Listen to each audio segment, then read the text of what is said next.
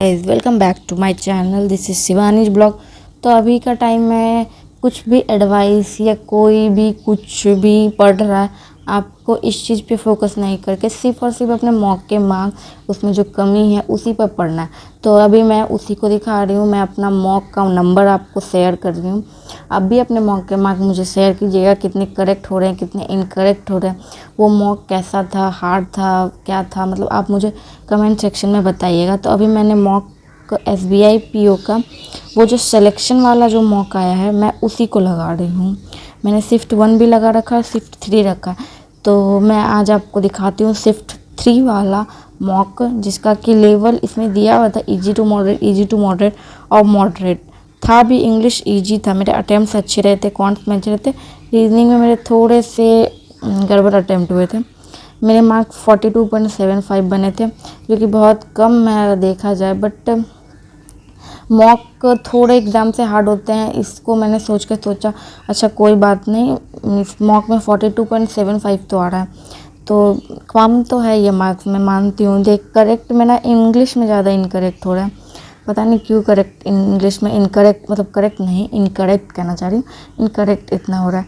मैंने अटेम्प्ट तो 32 कर लिया था, जिसमें से मेरा 8 गलत हो गया, जिसकी वजह से मेरा मार्क्स और डिडक्ट हो गया। 54 के अराउंड तो मेरे मार्क्स बन जाते अगर ये सही हो जाता तो।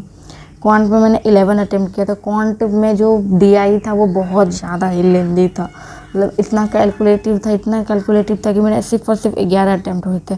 और रीजनिंग में मेरे 11 ही अटेम्प्ट हुए थे। पजल भी एक उसी तरह से, एक पजल भी बहुत लेंदी था। तो मैं आपको अब अपना सॉल्यूशन दिखाती हूँ। क्वेश्चन नंबर 2, इसमें इवन 2 होता, इसमें कनेक्टर बताना था मुझे। तो the technology company announced a major reduction in its global workforce on Tuesday, even though its quarterly revenue has far exceeded Wall Street expectation। मैंने बिकाउज कर दिया, हालांकि यहाँ हालांकि ही होना चाहिए, क्योंकि का कोई जवाब नहीं। क्योंकि तो जब किसी क्वेश्चन को पूछा जाता है तो किया जाता है, यहाँ क्वेश्चन तो नहीं पूछा जा रहा उसने किया क्यों किया, हालांकि क्योंकि उसका एक्सीड हो जाता। तो यहाँ पे मेरा ही फॉल्ट था। हाँ, ये टाइम की वजह से हो जाता है, दिमाग में प्रेशर बन जाता है। बट मॉक्स में या रियल एग्ज़ाम में अपने माइंड को रिलैक्स करना बहुत ज़्यादा ज़रूरी है। अभी के टाइम पे अगर मार्क्स कम भी आए तो टेंशन मत लीजिए, स्ट्रेस फ्री रहिए। जितना स्ट्रेस फ्री अभी रहिएगा उतना बेनिफिट आपको आने वाले एग्ज़ाम में होगा। तो ये बात मैंने सीखी है और फिर मैं ऐसा ही अप्लाई करी हूँ। भले ही मेरे मार्क्स कम आ जाते हैं, मैं स्ट्रेस लेती हूँ तो फिर दिन भर कुछ नहीं पढ़ पाती हूँ, छोड़ देती हूँ। मैंने तो अपने तरफ से जितना मुझे प्रैक्टिस करनी थी वो मैं कर ही रही थी और करूँगी, तो बस इसी को सोच के मैं आगे का छोड़ देती हूँ। Rather than replacing human creativity, these algorithm can handle. यहाँ पे मोनोटोनस होना चाहिए ना, और मैंने क्या किया, कॉम्प्लेक्स रिपीटिव टास्क है तो मोंडेन या फिर कुछ मोनोटोनस टाइप ऑफ वर्ड होना चाहिए, तो यहाँ पे मंडन नहीं होगा, इस वजह से ये गलत हो गया। और फिर ये कितने नंबर है, 15 नंबर। मैंने 13 नंबर आपको दिखाया, मैंने 15 नंबर आपको दिखाना है। यहाँ पे फिर कनेक्टर वाले में गलत हो गया था। Central bank aggressively raise interest rate for the 3rd consecutive month. मैंने क्या किया, मोर ओवर नहीं होगा, बिकॉज इन्फ्लेशन रेट्स, तो no sound of cooling down, क्योंकि कूलिंग डाउन का कोई ऑप्शन ही नहीं दिख रहा था, तो वो बढ़ रहा था क्योंकि इन्फ्लेशन रेट है। मोर ओवर, यहाँ पे मोर ओवर वैसे तो सही लग रहा है अगर आप देखें वर्ड को तो, लेकिन यहाँ पे देखिए मोर ओवर में इन एडिशन टू होता है, और cooling down consecutive following continuation, तो ये अपने तरह से एक्सप्लेनेशन दिया। इसमें भी मुझे लगता है कनेक्टर नहीं, इसमें फैसिलिटेट का स्पेलिंग गलत है, इसमें स्पेल डबल एल नहीं एल होता है, मैंने डबल एल को एल ही पढ़ा था, जिस वजह से ये रॉन्ग हो गया। आप इस बात का ध्यान रखिए, अगर डबल एल वाले 2 वर्ड आ रहे हैं सामने में तो वर्ड को थोड़ा सा डीपली पढ़ें। फिर से ये कनेक्टर यहाँ पे अनलेस नहीं आफ्टर हुआ था।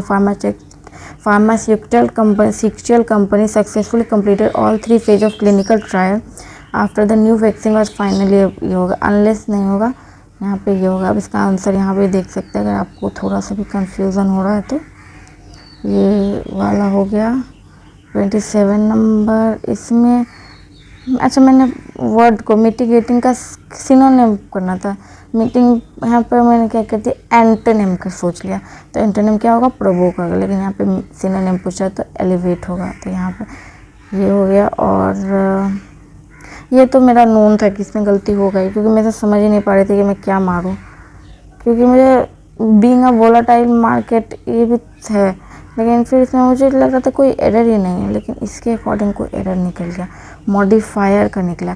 ये बहुत ज़रूरी है। मैंने जब यहाँ पे टेक्स्ट बुक का जो लाइव मॉक लगाया था उसमें मॉडिफायर के बहुत सारे क्वेश्चन थे।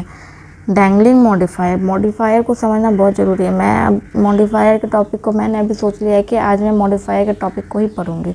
As a sentence in correctly structure the participle phrase being a volatile market incorrectly modify the subject of the mean cloud the novice investor implying the investor themselves are volatile to correct the dummy subject it must be reduced तो it being एक यहाँ पे एक dummy subject it ज़रूर आना चाहिए, तो जिस वजह से ये रॉन्ग हो गया।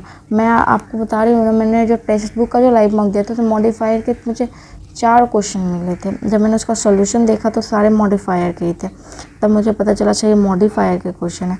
क्वांट में गलत नहीं हुआ, अटेम्प्ट लेकिन बहुत ही कम पे गलत नहीं हुआ। इससे ज़्यादा दुख मुझे, ये बहुत ही माइनर मिस्टेक है। ये तो क्वेश्चन पढ़ने की वजह से हो गया था, क्योंकि जब मैंने इसका पजल के सारे क्वेश्चन सही कर लिए तो ये क्यों गलत हो गया, क्योंकि मैंने क्वेश्चन गलत पढ़ लिया, या पता नहीं क्या हुआ उस टाइम, दिमाग में क्या आ रहा था या क्या चल रहा था समझ नहीं आ रहा, और जिसके वजह से ये गलत हो गया। तो आज का मेरा मार्क्स जो सिलेक्शन मॉक शिफ्ट 3 वाला दिया था, ये जो सिलेक्शन मॉक है ये एग्ज़ाम पैटर्न में जो आपका मेमोरी बेस्ड या प्रीवियस ईयर बेस्ड होता है उसी के बेसिस पे बनाया जाता है। आप ये सिलेक्शन मॉक दीजिए, इसमें आपके मार्क्स कितने बन रहे हैं, 42.5 मेरे तो बने हैं। और जो मैं टेक्स्ट बुक की बात करी थी जिसका लाइव मॉक मैंने दिया था उसमें भी मेरे कुछ खास नंबर नहीं आए थे, उसमें भी मेरे कुछ मतलब अराउंड, मैं आपको दिखा देती हूँ मार्क्स वगैरह टेक्स्ट बुक के जो लाइव मॉक मैंने लगाए थे उसका मार्क्स, बट वो मार्क्स बहुत ही ज़्यादा अच्छे नहीं हैं, मतलब बहुत ही वाहियात या वर्ड भी नहीं है उसके लिए, कुछ बेकार सा नंबर आया मेरा। तो मैं आपको स्क्रीन पर दिखा, गाइस उसका रिजल्ट तो खुल ही नहीं रहा है, मैंने देखा अभी स्क्रीन पे जाके उसका रिजल्ट खुल ही नहीं रहा है। मैं आपको शेयर कर देती है, लेकिन अभी उसमें खुल ही नहीं रहा है। उसमें मेरे मार्क्स बने थे 45 के अराउंड, 45 के अराउंड, इसके ऊपर है लेकिन उसका लेवल इससे नीचे था, तो उसमें मेरे 45 बने थे, क्योंकि इंग्लिश में बहुत ज़्यादा ही रॉन्ग हो गया था। मॉडिफायर के क्वेश्चन थे। आप दीजिएगा लाइव मॉक एंड अपना टेक्स्ट बुक के लाइव मॉक का स्कोर शेयर कीजिएगा।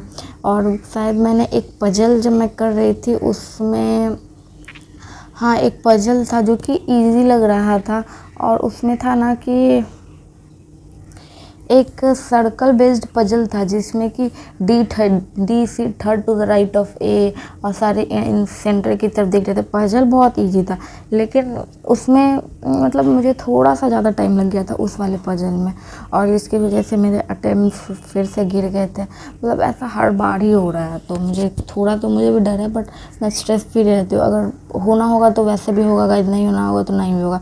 तो अभी के लिए बस इतना ही। मैंने आपको अपना मॉक वगैरह का नंबर शेयर कर दिया, टेक्स्ट बुक का भी मॉक मैंने लाइव मॉक का आपको नंबर बता दिया। तो आप भी अपना मॉक अपने मेरे कमेंट सेक्शन में बताइएगा, कमेंट सेक्शन में बताइएगा, ताकि मुझे भी थोड़ा मोटिवेशन मिले। और इतना ही। Thank you for watching this video. If you like, subscribe, follow, guide, bye guys, thank you so much for watching.